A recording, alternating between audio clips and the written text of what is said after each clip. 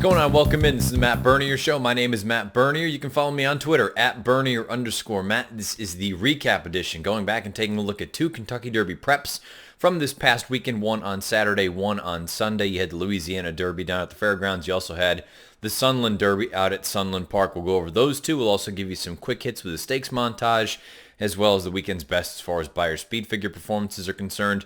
You can find this podcast a number of ways: YouTube, SoundCloud, iTunes, video.drf.com, as well as Spotify. However you get them, however you listen, make sure you subscribe. Make sure the notifications are on so you're sure that you're getting everything that we have to offer from DRFTV. And then write us a review, give us a positive rating or a negative rating, up to you, your prerogative, whatever you feel fit. Always greatly appreciated. This show shows up on Mondays and the preview shows up on Thursdays. So usually 2 podcasts a week going over big racing. And this time of year, it's all about the 3-year-olds. It's all about the prep races leading into the Derby. The first 100-point Kentucky Derby prep was run on Saturday down at the fairgrounds. Take a look at the field for the Grade 2 Louisiana Derby. Big favorite in here. 4-5 come post time. War of Will. He had done nothing wrong since being transferred over to the main track from Mark Cassidy and company, and he deserved to be a heavy favorite in a race like this. There were some other alternatives in different ways that you could have gone, but it was hard to argue with what War of Will had done to this point. He warranted this type of favoritism. Unfortunately for he and the connections, things did not work out ideally. As we take a look at the results, you can see By My Standards gets the job done at a big price, 22-1.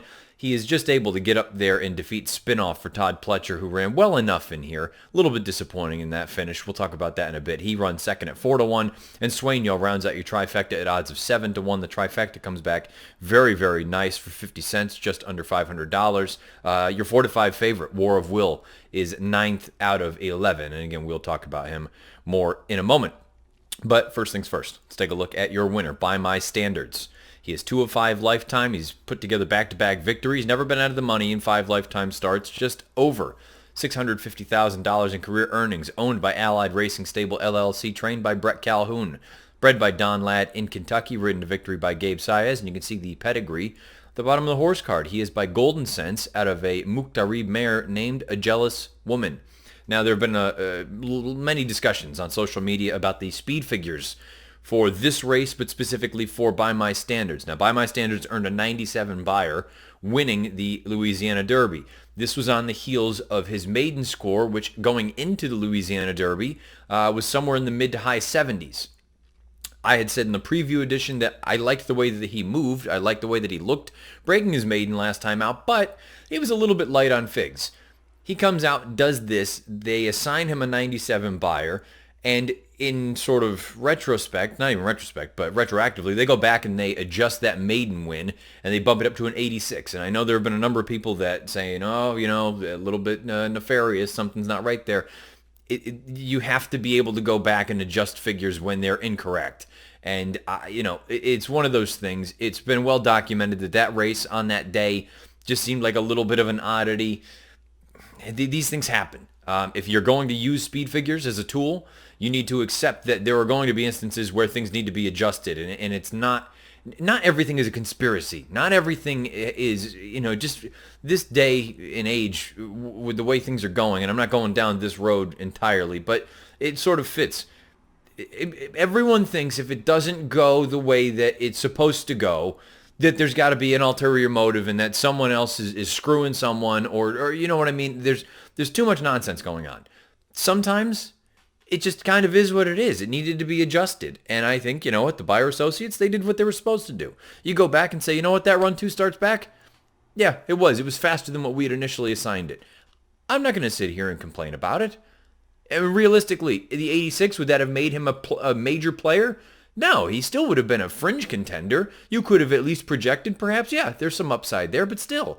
It's not like all of a sudden, I shouldn't say that. I shouldn't say that all of a sudden that wouldn't have put you onto this horse if you didn't have him on Saturday. But the point is, I think they did what they needed to do. They needed to go back. They needed to adjust that number because it looks like he's out of left field, that he jumped up 25 points or whatever it was, 20 points. I don't have a problem with it. And again, if you are unfamiliar with speed figures, I think you should go back. You should read Beyer on Speed. Read all of those books, but specifically Beyer on Speed. That's the one that is basically the Bible as far as how this whole thing works and how the speed figures are created and going into all the different pieces. If you're unfamiliar, familiarize yourself with it and then go back and look and see how you feel about this with a little bit more knowledge. I thought as far as the effort itself was concerned, that it was very good. Now, it was a beautiful trip throughout by my standards. I just thought he was in a great position throughout, and he went on, got the job done. Everything seemed to work out from a trip standpoint. He was able to split, get back down to the rail, and he finished well. He came home in 12:50 for his final eighth of a mile, and that is important because we are at that point now. This was the first of the mile and an eighth, and I'm not including the El Camino Real Derby. But this is the first of the mile and an eighth dirt races as far as the major preps for the Derby are concerned. And again, it's sort of one of those things that's been talked about a number of times, but it really is, you separate the men from the boys as the distances get longer. And there's a big, big difference. It may only be a 16th of a mile, but a mile and a 16th to a mile and an eighth is a world different. And if you can get that and you're finishing relatively well, I'm not suggesting you need to be absolutely burning home. But at the same time, if you're coming home in a time like this, where if you want to project forward and say, tack on another eighth of a mile, if he replicates that, you're looking at a 25-second quarter mile for his final quarter. I get it that it's not that simple, but if you're looking at, you need some sort of a projection going forward, that is well within the range. Usually, again, I've brought this up, that final quarter mile in the Kentucky Derby, if you can break 26 seconds, you're usually going to be in decent shape, where you're not actually finishing that quickly, but you're finishing better than everyone else is because everyone else is dropping 27 and 27 and a half and 28 second final quarter miles because they need to get towed with a truck. If you're in that sort of 26, sub 26 range for that final quarter, the first Saturday in May, you're more likely than not going to be in with a puncher's chance. Now, if you're coming from 100 out of it, maybe your ceiling is going to be a minor award.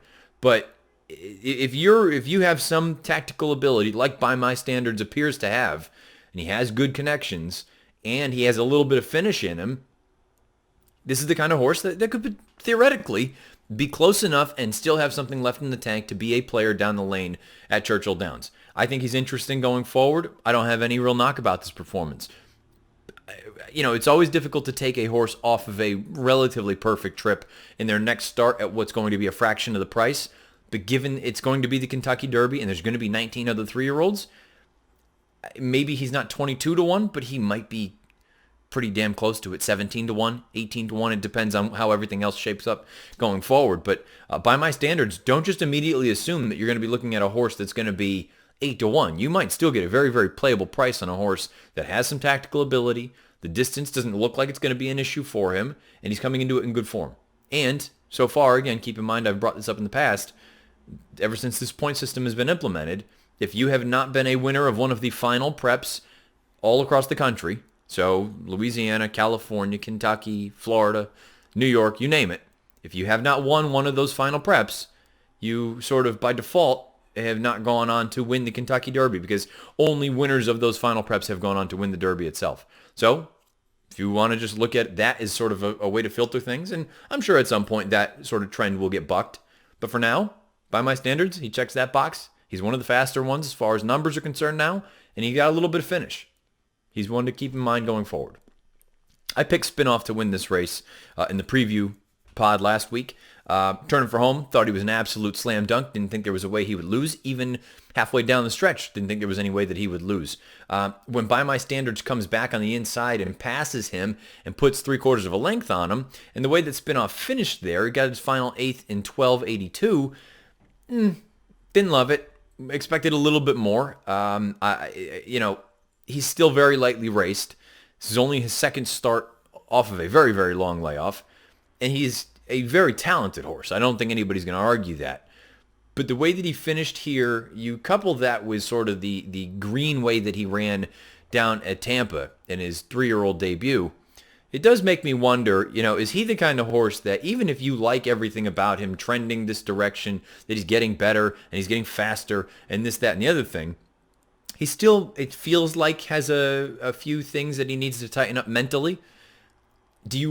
Are you supposed to, and it sounds like he's going to train up to the Derby. He will not run again. Pletcher had said last week that if they needed to run him again, they could. It sounds like right now they're not going to. But is he the kind of horse, or the kind of betting proposition that you're really anxious to be looking at, where you say mentally he doesn't totally have it all together. Now he's going to have to do it going 1.25 miles against 19 other horses, and probably have more issues than he did in this race, because for all things considered, he had a beautiful trip. You're right. Okay, he was 3-4 wide, and maybe that was the difference between he and By My Standards, where you look at it, only 3/4 of a length final margin. But given the ground loss, I think you can make the argument that if you reverse the trip, Spinoff wins this race. And maybe I'm singing a different tune. But at the same time, if he has a couple little mental things that he needs to work out, and he's probably going to encounter some sort of adversity in the Kentucky Derby. Very infrequently do we have just absolute perfect trips where there's not a straw in anyone's path. There's varying degrees of issues and trips and things like that, but more often than not, there's going to be something that happens in the Kentucky Derby with that many horses, that many people, the whole nine. Do you want to be betting on a horse like Spinoff that maybe mentally isn't totally there just yet? Do you want to be gambling that that's going to be the day in front of 160,000 people against 19 other horses at 1.25 miles? Is that the day that he's going to put it all together mentally? I think the talent is there. I was just disappointed. Left a little bit of a bad taste in my mouth, him losing this race. And I don't know if he lost focus or if it was just as simple as maybe a better horse beat him.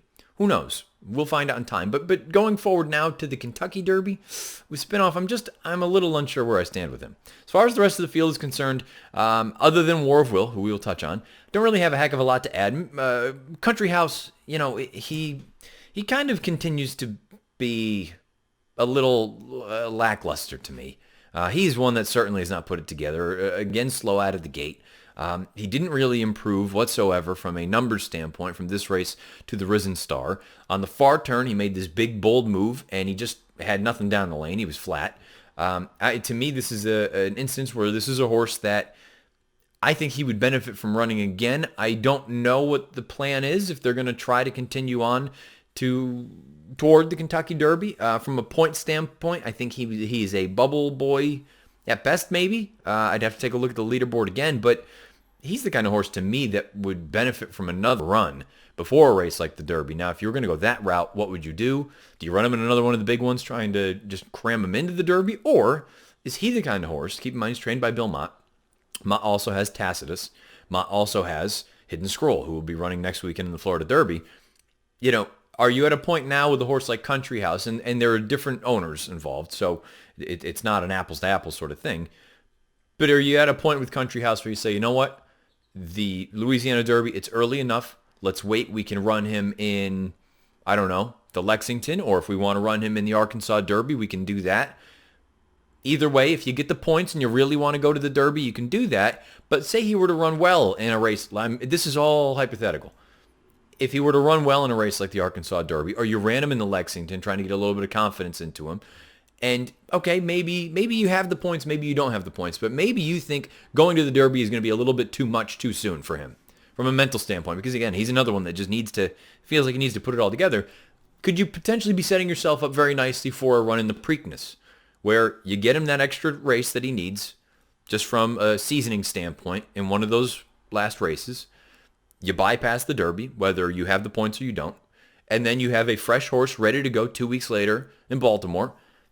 And from a talent standpoint, if you think he can continue to improve, I don't know. I just think it's an interesting sort of something to think about if you are trying to handicap these races. And then also from a connection standpoint, it's just other things to kind of keep in the back of your mind. Maybe trying to get to the Derby. Sure, that's everyone's goal. But if you think you've got a good one, maybe it would behoove you to take a little bit of a step back before you take a step forward. War of Will. He'll be the last one we touch on here. It was a very unfortunate situation where early on in the race, it's been well documented. You can find it on Twitter all over the place, whether it's videos or still shots, whatever it may be. It just seems like the ground broke out from underneath his hind legs. He was never really all that comfortable afterward. It didn't seem. Not that he was rank or anything, but he just in and amongst horses, and he never packed any punch down the lane. Mark Casse afterward was quoted saying, pretty clear he strained something. Few quotes later, we think it was a freak deal and he's going to be fine. That's the good news. The bad news is, with a race like this, he has the points to get into the Kentucky Derby. How lasting is this going to be? Because clearly something's a little bit off. I still maintain that the talent is there. And I know they adjusted his Risen Star. I believe they turned it down to a 90 from a 92. So now you can bring in the folks that look at it and suggest that perhaps he's not that fast. I still like everything I've seen from War of Will. This concerns me greatly, even if he's ready to go for the first Saturday in May. Just in what form is he going to be in? Considering this race essentially is a non-effort, in my opinion, because he was hurt, or he hurt himself. Then you're looking at, 6 weeks? So when was his last real race? Going all the way back to February the 16th? It's just one of those things. You know what it reminds me a little bit of? Is Bravazzo. Bravazzo last year, if you'll recall, he won the Risen Star. He came back in the Louisiana Derby. On the far turn, he basically dropped anchor for one reason or another. Whether it was he just wasn't feeling great or whatever, and we have seen in time that he is not the best horse on the turns. But Bravazzo, for some reason, dropped anchor there, and I kind of looked at that and said, you know what, going into the Kentucky Derby, it's really his first start in who knows how long, basically since that Risen Star in the middle of February. And the bid that he put in the Derby, he ran like a horse he put in a legitimate middle move, flattened out down the lane, thought he would be ready to peak 2 weeks later in Baltimore. It's exactly what he did. Nearly upset Justify, runs a good second in the Preakness.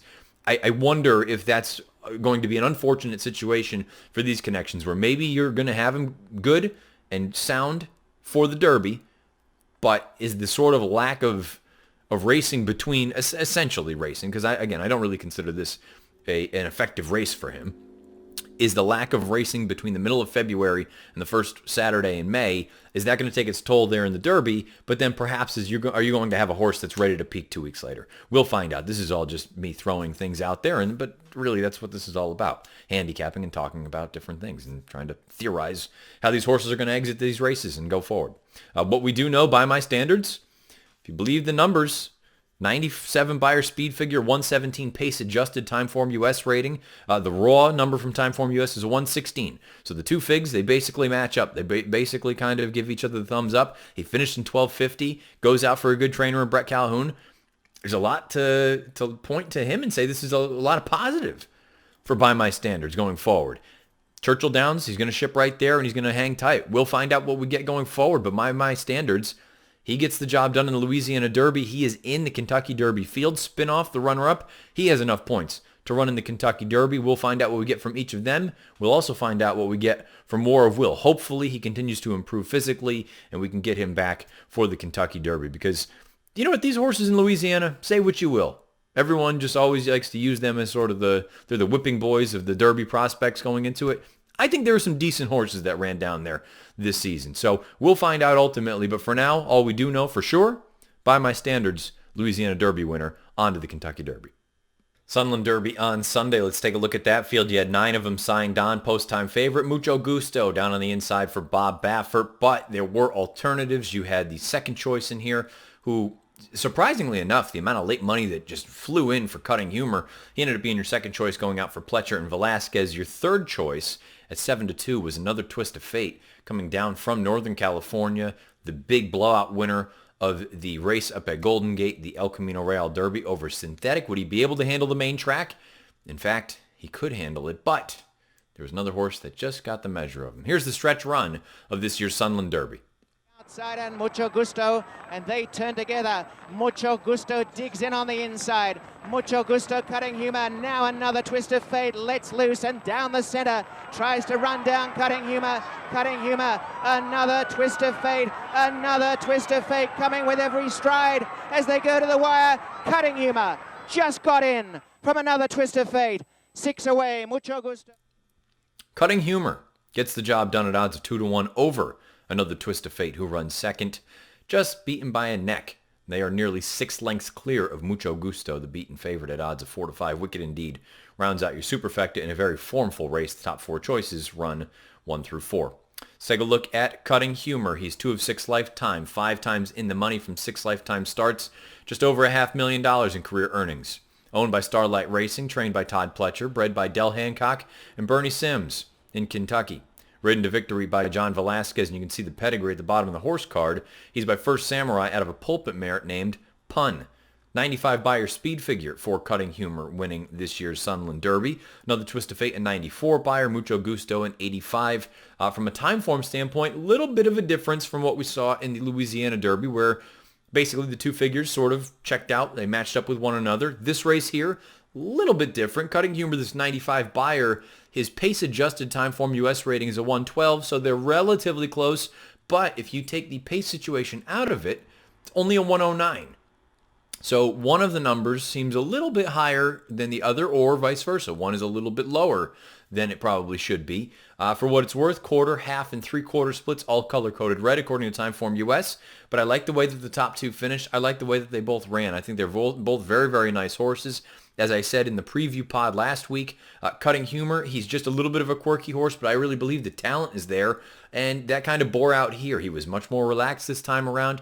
Velasquez kept him in the clear throughout, never really had to deal with anything in front of him. He finishes in 12:18.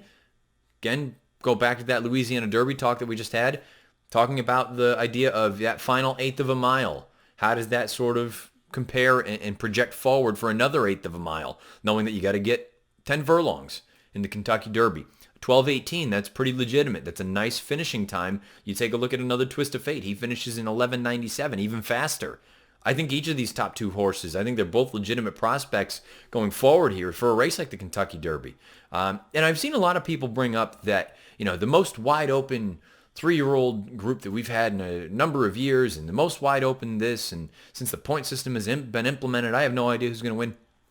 I agree with the idea that it is an open group, and it may not be a spectacular group. It's a solid group at this point. And as I've said a number of times in the past years, it's way, way too early for folks making definitive statements saying it's a bad crop, it's a good crop, it's X, it's Y. It's March of their 3-year-old season. You don't know if they're any good. I don't know if they're any good. Right now, they look solid. Not spectacular, but solid. And to say that, well, it's the most wide open group, keep in mind, we have had one 100-point prep run so far. You still have all those other races still to go. I have a feeling this thing's going to get a hell of a lot clearer in the next, 2 to 3 weeks when they run the Florida Derby, when they run, I know the UAE Derby, say what you will, the Santa Anita Derby, the Wood Memorial, the Bluegrass, the Arkansas Derby. All those races are still to be run. And I think things will probably get a little bit clearer as we go through those. I digress.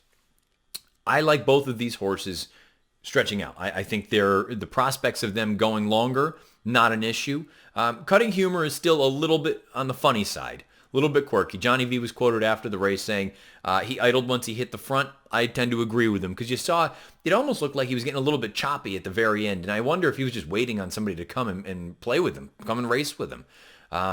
Again, a situation as I related to Spinoff, not necessarily ideal going forward, knowing that you're going to have to deal with more horses, more distance, bigger crowd, all that kind of stuff. But I think this is a promising enough effort for a horse like Cutting Humor, thinking that going forward, distance isn't going to be a problem for him. The connections are there, Velasquez and Pletcher. Johnny V is going to have an interesting sort of few weeks ahead of him. Ultimately, you're going to have to find out which mountain he ends up choosing.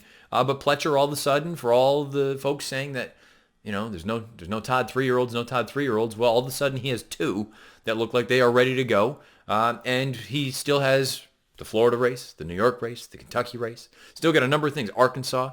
So you could easily see a number of Pletchers all of a sudden pop up. Better late than never.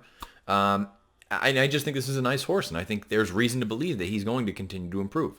As for another Twist of Fate, I had said I wasn't picking him. I thought he was a bad bet at 2-1, that he was in the morning line, or 5-2, whatever it was. Going off at 7-2, still wouldn't have been my cup of tea, but I liked the way that he ran.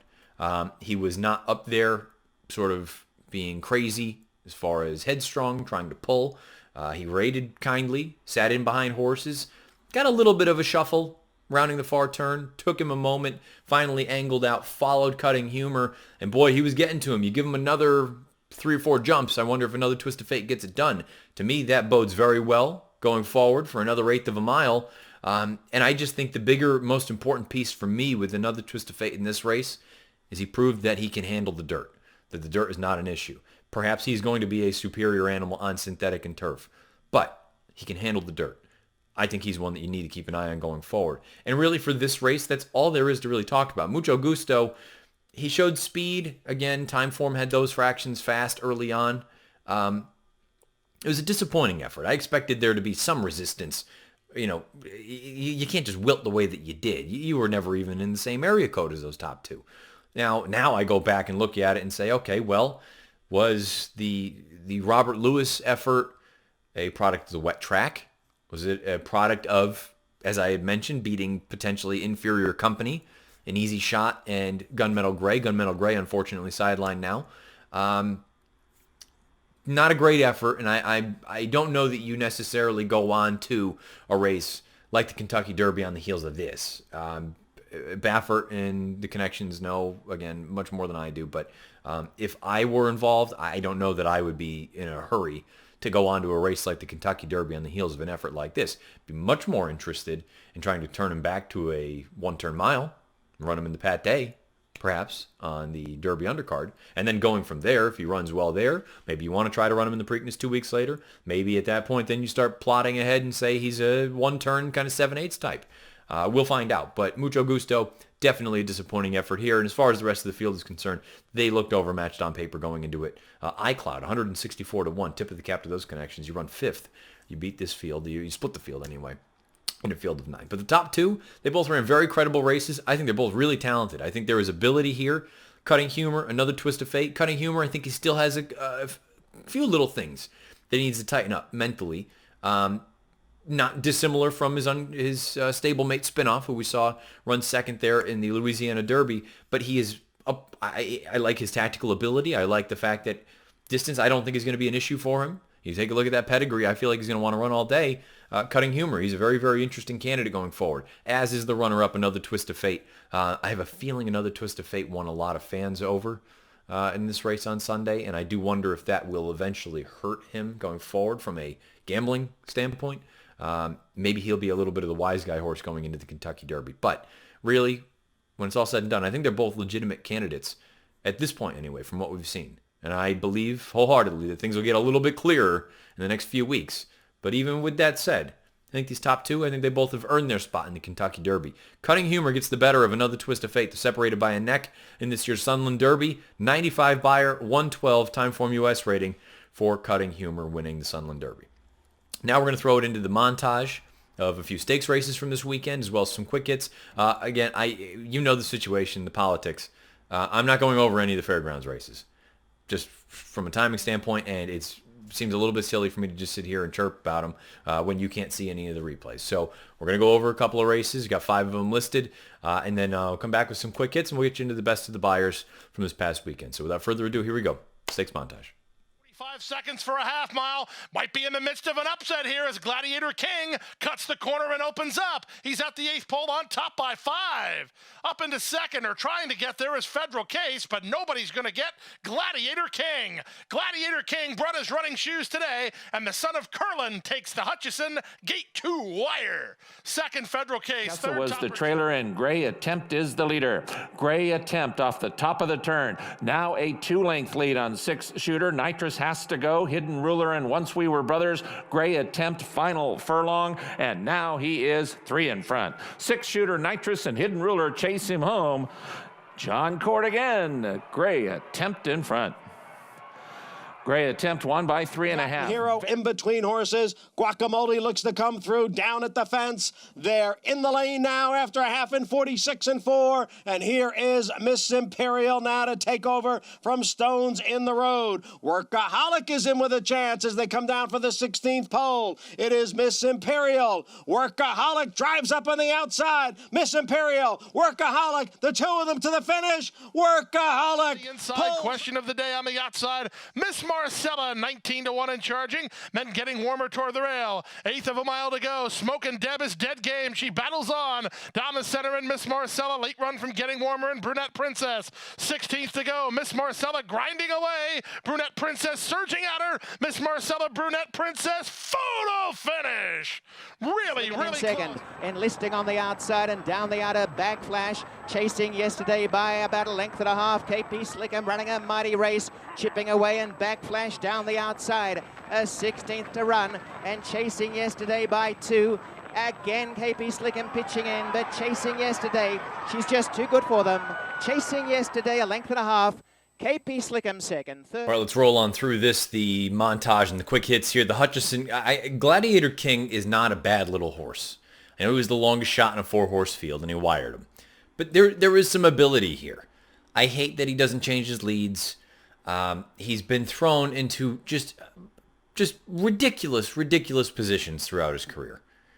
But he's a nice little horse. So I'm sure a lot of people just look at it and they say, oh, well, a fluke result. Well, I think if you just allow him to do things that he actually wants to do, I think he's actually all right. And I say this half joking, but kind of serious. Please, please, please do not run this horse in the Florida Derby, because I'm half expecting it, which is not good. I'm half expecting him to be stuffed right back into the entry box and run in the Florida Derby on Saturday. Please don't do that. You've got a nice little horse. He can sprint on turf. He can sprint on dirt. I think he might be okay at a middle distance on grass. I just allow the horse to do what he wants. He's not a 2-turn route dirt horse. He's just not. Don't do that.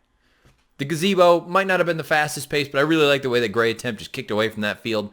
It was a little bit of a peculiar run because the fractions were slow. Timeform US had all of them color-coded blue, so he's supposed to have something left in the tank if he's a good horse. But I just really like the way that he extended, and I do think that there is a little... It's going to be interesting to see eventually what happens when someone wants to run with him early in shorter races. 2 turns, probably not his best. I shouldn't even say that. A mile is probably within his scope. You start pushing past that, I wonder if he loses some effectiveness. But the shorter distances, I think he's very effective and a nice runner. The Cicada, probably not a very good race, for being honest. You take a look at it and see Miss Imperial looked like she was going to win by 100, turning for home. And instead, you have a horse that's lugging in the entirety of the lane on her left lead, never changes, in Workaholic. And she goes and runs her down at 1,000,000 to 1. To me, probably not a sign of a good race. The Any Limit, another one, probably not a great race. Smoking Deb, just in some crazy duel early on, and the pace didn't... I mean, Timeform had them all color-coded red. I didn't think it was outrageous, but again, we talk about it so often. Pressured paces. It's a big difference between a pressured fast pace and a fast pace where you're out just doing it on your own. She paid the price in that spot, and a couple of horses came and ran her down. And Sunland Oaks, I think, is the most interesting of all these races, because Chasing yesterday came back. It was her first start since the Starlet.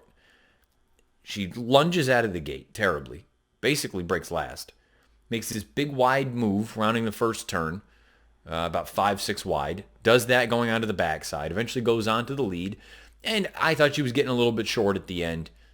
Okay, first start off of a very, very long layoff. This is a means to an end. Fine enough effort. The buyer figure for that race came back with a 68. Now, when you compare that, and I don't have it up right now, but I remember looking at it, the Timeform rating is a bit kinder. I believe it's a 95, which again, if you want to take 20 off, puts you in that 75 range. But nonetheless, probably not a great starting off point for this filly. I do think she needed the race, and I think she'll move forward. Question that you as a handicapper need to make a decision on.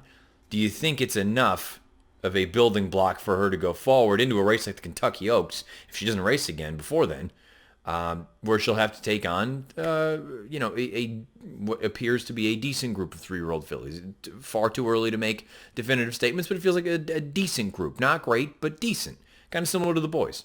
We'll find out. I was just very interested when I saw the figure, and I was going through and looking for the weekend's best. I said, wow, 68, that is not fast. But you couple that with the long layoff, with the lunge out of the gate, the very, very wide trip, and she's just simply better than those horses. We'll find out what Chasing yesterday does going forward. She ran and won Sunland Oaks. Let's talk about the best, as far as numbers are concerned, from a buyer standpoint for the weekend. With the best performances, we'll take them right in order. The 3-year-old males on dirt, we spoke about by my standards at the top. You're in a 97 in the Louisiana Derby. The 3-year-old fillies on dirt. Street Band, an 85 in the Fairgrounds Oaks down at the Fairgrounds. 3-year-old males on grass. Hijacker, a 70 in a maiden claiming event down at Gulfstream. 3-year-old fillies and mares on turf. I should say fillies on turf. They're not mares. Bohemian Bourbon and Mia Solomia, 74s in a maiden special down at Gulfstream.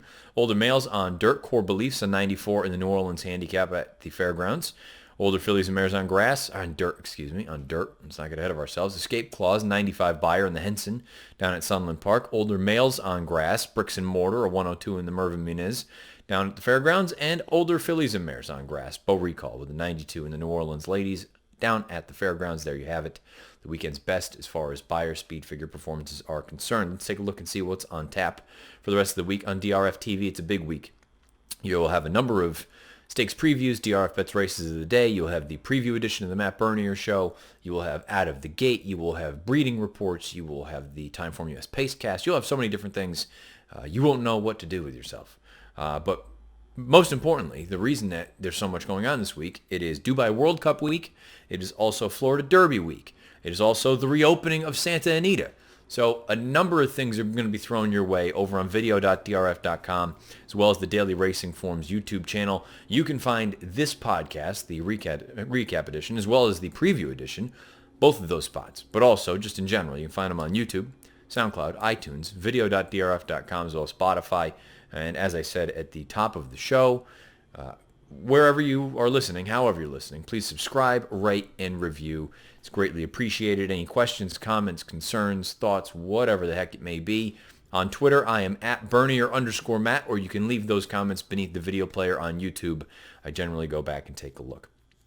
So until I come back with the preview edition, going over a number of things for this upcoming weekend, best of luck this week, however you play, whatever you play, wherever you play. This has been the recap edition of the Matt Bernier Show.